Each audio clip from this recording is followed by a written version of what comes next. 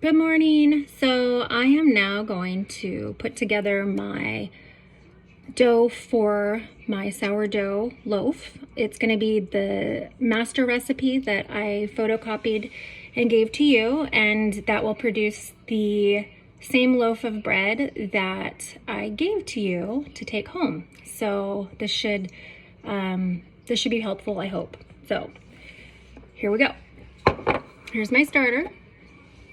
I actually ended up feeding it some more last night because I decided I'm going to make a few recipes today, and I was looking at it and I decided I didn't have enough.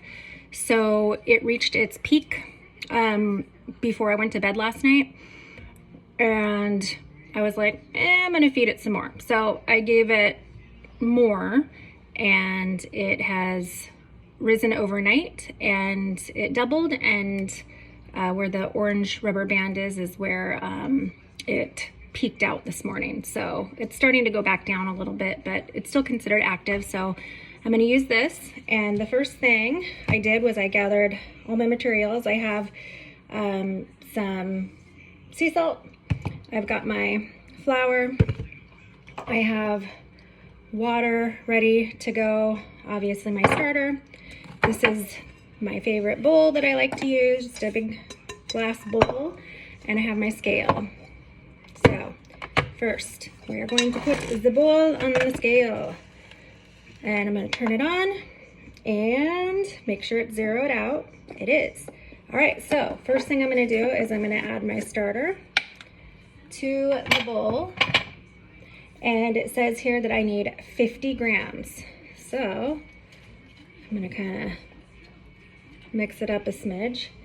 I have it on grams on my scale, and then I'm going to, it's only going to be about 1/4 cup, so it's not very much. I'm going to put it in my bowl. And there's Blake. Blake is going to help. Nope.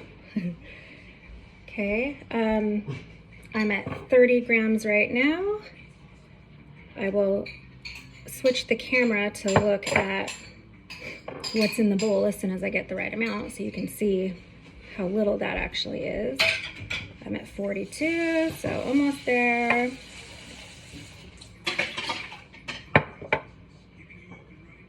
That might be a little too much. Yep, that's 54, so I'm gonna take a tiny bit out. Ah, so sticky. Close, close, close. I'm at 48, so it's gonna be like, ah, there we go. Okay, so let me show you what that looks like. So not very much, but that's my 50 grams. I got my cookbook open right there. Okay, so that's 50 grams. And that is Rexy knocking something off the counter.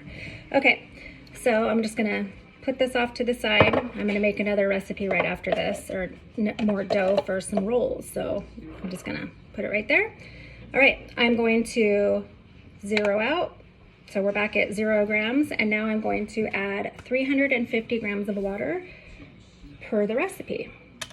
Blake is going to get a dish. Yep. I need a cereal bowl. There's none in there. Oh, they're clean? Yeah, they're clean. Okay, so 350 grams of water is quite a bit. It's approximately 1.5 cups. So I'm gonna start pouring slowly because it adds up pretty fast. I'm already at 100. When I get close to the top amount, I'll slow it way down and then probably start spooning it in. So I'm at 300, 320. Okay, we're at 344. So now I'm just gonna do it by the tablespoon. Ooh, 348, 350, okay? And so what that looks like in the bowl is like this. However, I am going to now mix it up and kind of make it look sort of milky, I guess. Milky and bubbly, just sort of incorporating it. It doesn't have to be fully mixed in. I'm just gonna make it look milky and bubbly. Okay, there we go. Now I am going to add my flour. So I'm going to zero out again. Ta-da! Okay, and now we need to add 500 grams of flour, which is approximately 4 cups. So it's quite a bit. So I'm going to start just dumping it in here and watching my scale. Okay, I'm at 130, 200, 300 almost, 288, 364. I'm gonna run out of flour in here. I'm gonna have to open up my new bag. Okay, 428. Ooh, we're getting close. 450, 470. Okay, same thing with the water, like what I did with the water. Once I get close, so I'm at 486 now, I'm just gonna do a little bit at a time until I get to 500. So I'm at 490. 498. 500. Look, I still have a little bit left. Cool. I will fill it up after I'm done though. All right, so now in the bowl, what that looks like is a big pile of flour. And I have a large, it's not a tablespoon, it's like a serving spoon that I like to use, just stainless steel. And I just kind of do that a little bit. That's just my preference. I'm not sure why I do that. I just do. Because now we're gonna add our salt. So this recipe calls for 7 grams of salt, which is about a teaspoon. The salt has a couple of purposes. Number one, it slows down fermentation so it doesn't go too fast. Some of the recipes that I find will have a whole bunch of salt added because it's a recipe that is meant to take a much longer amount of time. So you will see, as you know, if you get into this a little bit more, that the salt content could vary. So just follow whatever your recipe says because it has been calibrated for, you know, the loaf that you're doing. So this one calls for 7 grams. I'm going to zero out again. Okay, and I'm just going to pour straight from here, but carefully because it can add up fast and then it's really hard to take it out.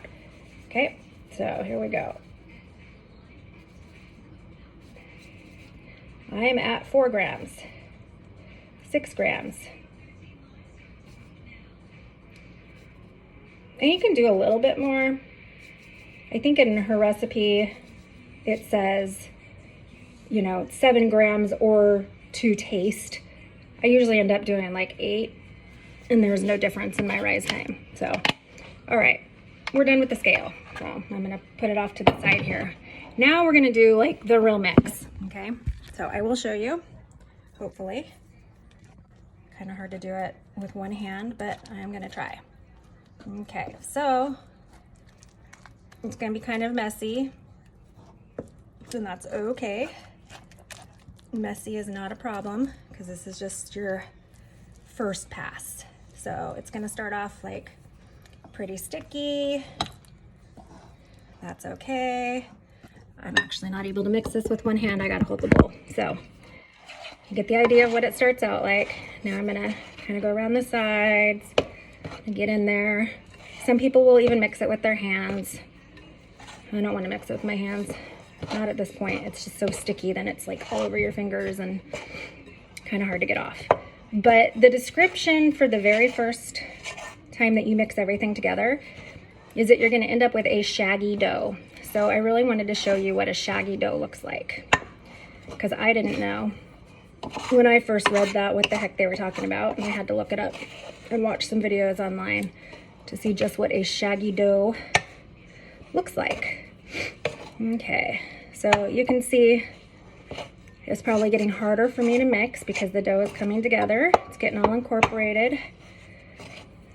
Now, not every single bit of flour is going to be incorporated at this point, and that's okay, because remember, we're going to play with this thing like 4 more times throughout the course of today. So it will eventually all get incorporated. In fact, if I were going to be adding something like raisins or nuts, or any kind of herbs or anything. I wouldn't do it at this point. I would do it on the next time I handle the dough, the next mix. Okay, I have a lovely example of a shaggy dough to show you. Oh, here we go. This is shaggy dough. All right, it is not fully incorporated. You can see that there's still some flour. I hope you can see that on the side of the bowl. No big deal.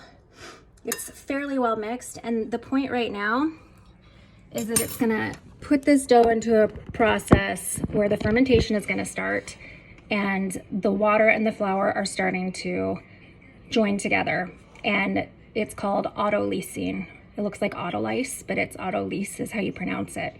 And it's just the very first step. So after you mix it, it's hands-off time. I got my bowl cover ready to go. It's a shower cap from the dollar store. I got it covered, and now I'm just gonna sit it on the counter here, sit it back there, and I'm gonna set a timer for 1 hour. In 1 hour, I'm going to come back to it, and I'm gonna do my first set of stretch and folds, which I will record myself doing, and I will send to you. All right, that's it for now. I'm gonna clean up my sticky stuff so it doesn't turn into cement, and I will record for you later the next step.